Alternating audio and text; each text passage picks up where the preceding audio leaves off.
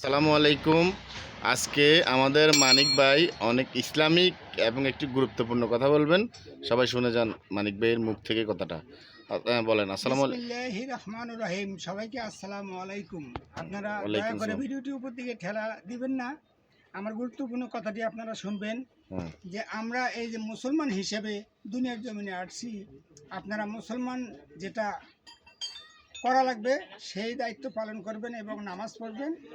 আর এই হ্যাঁ, যে হিন্দু হইয়া যদি কোটি কোটি টাকা বাপের সম্পদ ছেড়ে মুসলমান হইয়া সে যদি মৌলানা হইয়া আমাদেরকে বুঝাইতে পারে আমরা মুসলমান নামে ধিক্কার।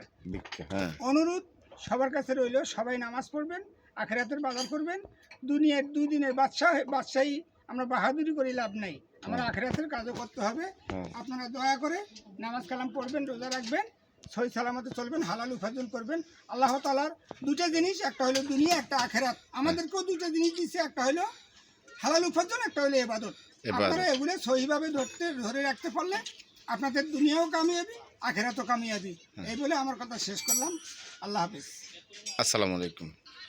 তো আপনারা আমাদের মানিক ভাইয়ের কথা শুনছেন এবং ভিডিওটি অবশ্যই শেয়ার করবেন। আল্লাহ হাফেজ। আসসালামু আলাইকুম।